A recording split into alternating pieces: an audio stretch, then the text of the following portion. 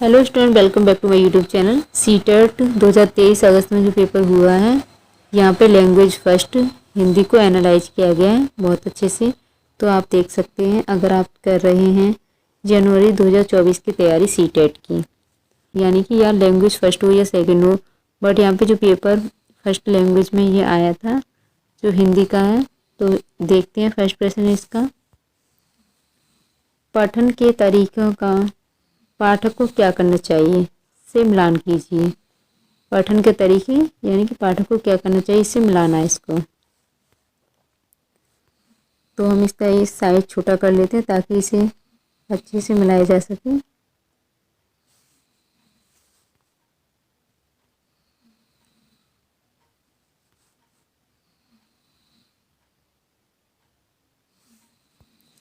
देखिए, ये है अनुमान लगाना, यानी कि अनुमान। तो लेखक कैसे लिखते हैं, इसके आधार पर यह सुनिश्चित करना कि लेखक क्या महसूस कर रहे हैं।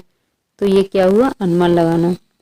नेक्स्ट, निष्कर्ष निकालना, यानी कि पाठ है वस्तु में भाषा का किस तरह से प्रयोग किया गया है, इस पर ध्यान केंद्रित करना, निष्कर्ष निकालना। नेक्स्ट देखिए, संदर्भ से जोड़कर अर्थ निकालना।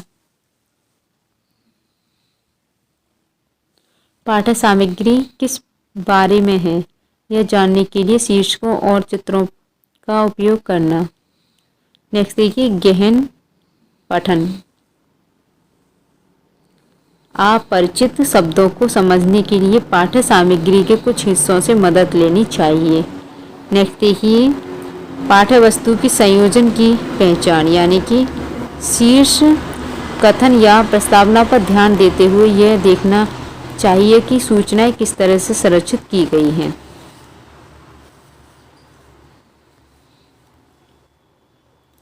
नेक्स्ट प्रश्न देखिए, उस युक्ति का चयन कीजिए जो नीचे दिए गए उदाहरण से मेल खाती है। यानी कि मैं भाषा पर ध्यान केंद्रित रखती हूँ, मैं इस बात का पूरा ध्यान रखती हूँ कि यह सही हो, यानी कि वो क्या कर रही है, स्वयं का निरीक्षण। As right answer. नेक्स्ट प्रश्न देखिए, कक्षा सेकंड के विद्यार्थी एक कविता गा रहे हैं। यह मेरी नाक है, यह मेरे कान हैं। यह कविता गाते समय वे शरीर के जिस अंग का नाम लेते हैं उस अंग को स्पर्श भी करते हैं। अध्यापिका किस विधि का प्रयोग कर उन्हें सिखा रही है। समग्र भौतिक प्रक्रिया, इंग्लिश में टोटल फिजिकल रिस्पॉन्स। नेक्स्ट देखिए, विद्यार्थी पिछली इकाई से शब्द लेकर 5 प्रश्नों के उत्तर समूह में देने का काम कर रहे हैं। वे अपने सवालों को दूसरे समूह के साथ अदला बदली करते हैं और सवालों के उत्तर देने की कोशिश करते हैं। यह किसका उदाहरण है, सहपाठी आकलन, यानी कि third is right answer. Next प्रश्न देखिए, मुझे यह काम बहुत ही पसंद है। जब अध्यापिका मुझे एक कार्ड देती है जिस पर कोई शब्द या वाक्य लिखा होता है, मैं उससे संबंधित अभिनय करती हूँ और समूची कक्षा उस शब्द वाक्य के बारे में अनुमान लगाती हूँ। शिक्षार्थी की प्राथमिकताओं के साथ शिक्षार्थी की टिप्पणी की पहचान कीजिए, यानी कि इसका राइट आंसर है, जब मैं देखती हूँ तो मुझे भाषा अच्छी तरह से याद रहती है। Four is right answer. Next प्रश्न देखिए, निम्नलिखित कथनों को पढ़िए तथा सही विकल्प का चयन करिए। अभिकथन, विद्यालय में प्रवेश करने वाले सभी बच्चे अपनी आयु अनुसार भाषा के सक्षम प्रयोगकर्ता होते हैं। राइट। भाषिक और सांस्कृतिक विविधता के कारण वे अपनी योग्यता प्रदर्शन नहीं कर पाते। रॉन्ग। तो यहाँ पे ए सही है परंतु आर गलत है। ए इज राइट आंसर। नेक्स्ट प्रश्न देखिए, कक्षा 5 का मंजीत अपने अध्यापक से अलग शैली में बात करता है, अपने मित्रों से कुछ अलग तरह से और एक 2 वर्षीय बच्चे से कुछ अलग तरह से बात करता है। इसका तात्पर्य यह हुआ कि मंजीत जानता है कि सामाजिक स्थिति में भाषा का प्रयोग किस तरह से करना है। भाषा के इस गुण को किस रूप में जाना जाता है, वाक्गत। Third is right answer. Next प्रश्न देखिए, एक माँ इस बात की ओर ध्यान दिया कि उसकी बच्ची कभी कभी ऐसे शब्द बोल जाती है जो ना तो उसने कभी किसी वयस्क से सुने हैं और ना ही अपने भाई बहनों से सुने हैं। इस बात को लेकर वह भ्रमित है क्योंकि उसका मानना है कि बच्चे अपने परिवार और आसपास के परिवेश में लोगों का अनुकरण करके भाषा सीखते हैं। उसका यह मत किससे प्रतिबिंबित मेल खाना होता है, यानी कि व्यवहारवाद। सेकंड इज राइट आंसर, व्यवहार करना। नेक्स्ट प्रश्न देखिए, कौशलों के उस समूह को क्या कहेंगे जो बच्चे औपचारिक पठन निर्देश शुरू करने से पहले विकसित कर लेते हैं और जो बाद के अकादमिक कौशलों के लिए बुनियाद प्रदान करता है, उसे कहेंगे उद्गामी साक्षरता, यानी कि second is right, third is right answer. Next question देखिए, एक दादी नानी अपने घर में छोटे बच्चों को पुस्तकों से कहानियां पढ़कर सुनाना पसंद करती है। इस तरह से वह उन्हें पुस्तकों व नए विचारों से परिचित करवाती है और बच्चे भी इस प्रक्रिया में सक्रिय रूप से संलग्न रहते हैं। इस तकनीक को किस रूप में जाना जाता है? इस तकनीक को जाना जाता है सस्वर पाठन। Third is right answer. Next प्रश्न देखिए, पठन सिखाने का वह उपागम जिसमें मूल तत्वों जैसे वर्णों और स्वनिम से शुरू किया जाता है और जिसमें बच्चों को यह सिखाया जाता है कि समग्र रूप से पठन सीखने से पहले स्वनिम को शब्दों से मिलाया जाता है, इस उपागम को क्या कहेंगे? इस उपागम को कहेंगे, स्वनिम से शुरू किया जाता है और जिसमें बच्चों को यह सिखाया जाता है समग्र रूप से पठन सीखने से पहले स्वनिम को शब्दों से मिलाया जाता है। अधोमुखी यानी कि बॉटम अप उपागम, यानी कि second is right answer.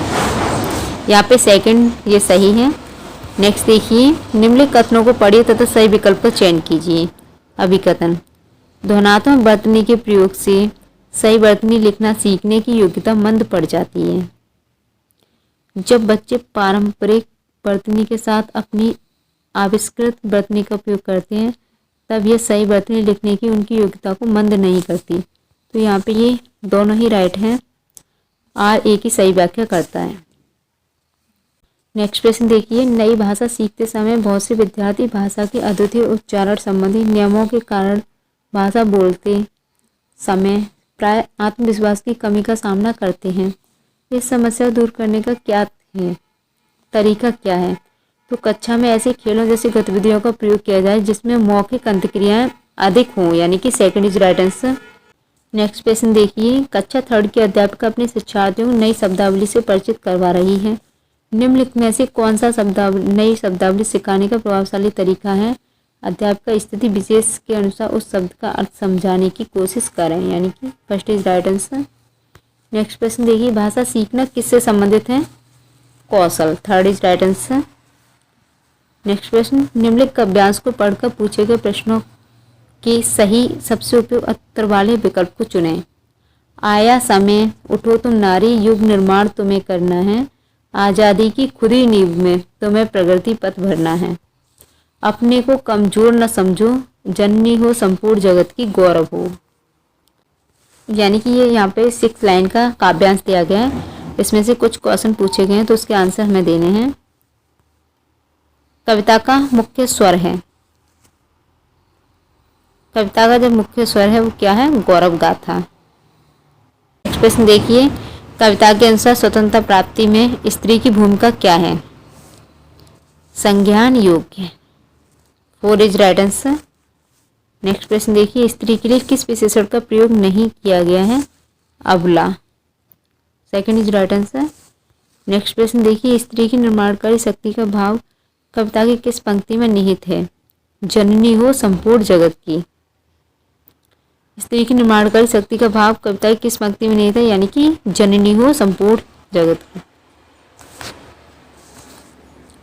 Second is right answer. Next प्रश्न देखिए, कविता के अनुसार स्त्री को स्वयं की शक्ति को पहचानना होगा। Second is right answer. Next प्रश्न, जननी हो संपूर्ण जगत की, इस पंक्ति में अलंकार है अनुप्रास। Third is right answer. Next प्रश्न देखिए, निम्नलिखित गद्यांश को पढ़कर पूछे गए प्रश्नों 112 से 120 तक सही सबसे उपयुक्त उत्तर वाले विकल्प को चुनिए। यानी कि यहाँ पे ये गद्यांश दिया गया है, इससे कुछ क्वेश्चन दिए गए हैं तो हमें क्वेश्चनों को पढ़कर उनके आंसर देने हैं। यानी कि पहला प्रश्न है, गद्यांश के अनुसार सबसे धन्यवाद कहने का कारण नहीं है, यानी कि स्वार्थ, स्वभाव, संस्कृति, दया, ये धन्यवाद कहने का कारण है।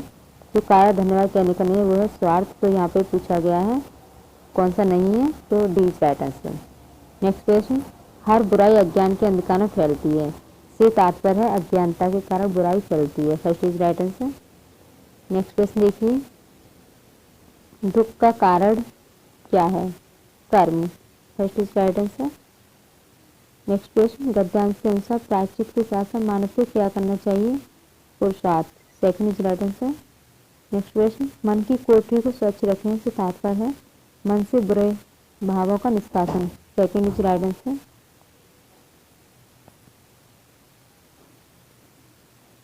नेक्स्ट क्वेश्चन देखिए, मन की कोठरी को स्वच्छ रखने से तात्पर्य है मन से बुरे भावों का निष्कासन। Second is right answer. Next प्रश्न, जीवन का मुख्य लक्ष्य है ईश्वर के प्रति आभार प्रकट करना, यानी कि सेकंड इज राइट आंसर।